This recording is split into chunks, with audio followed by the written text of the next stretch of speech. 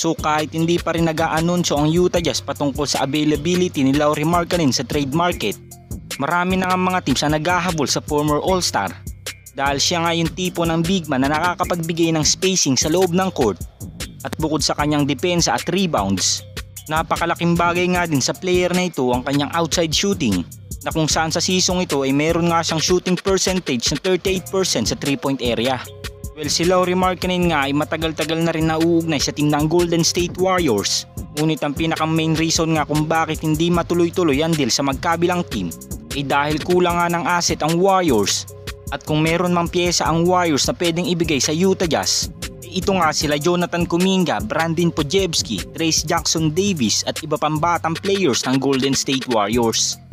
Ganun pa man sa tsansa ng Warriors na pwede lang makuha si Lauri Markkanen sa trade, hindi nga nila ito magawa dahil hindi nila kayang bitawan ng kanilang mga batang players na alam nating naging malaking tulong din sa kanila ngayong season. As of now, ang handang makipag-agawan nga sa Warriors para kay Lauri Markkanen ay ang team ng Los Angeles Lakers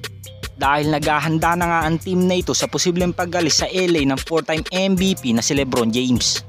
Well, kung magiging desidido nga lang ang Warriors na makuha si Lauri Markkanen sa trade, kinakailangan nga nilang magbitaw ng mabibigat na players sa kanilang lineup.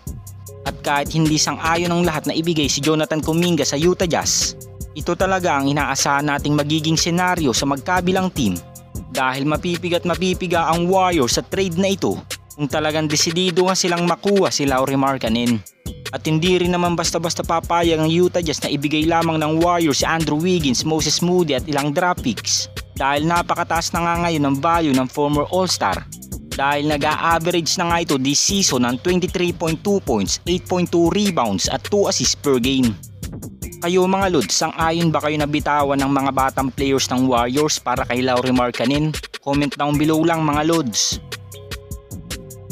At sa pagiging guest naman ng former Defensive Player of the Year na si Draymond Green sa TNT kasama sila Shaquille O'Neal, napag-usapan nga nila ang series ng Dallas Mavericks at Boston Celtics sa NBA Finals. At kanya-kanya nga sila ng opinion kung sino ang magkakampiyon sa season ito. Dahil parehas ng dominanteng team ang Boston Celtics at Dallas Mavericks sa pangunguna ni Kyrie Irving at Luka Doncic at si Jaylen Brown at Jason Tatum naman sa Celtics. Ganun pa man sa naging opinion naman ni Draymond Green sa series na ito, para nga sa kanya ito na nga daw ang oras ni Luka Doncic at nakikita nga din daw niya na madadagdagan pa ang championship ring ni Kyrie Irving sa season ito. Well, malinaw nga na pinili ni Draymond Green ang Dallas Mavericks kontra Boston Celtics dahil alam na nga niya kung anong potensyal ang meron sa Boston Celtics dahil nakaharap na nga rin nila ito sa NBA Finals nang makuha nga ng Warriors ang kanilang ika-4 na kampyonato.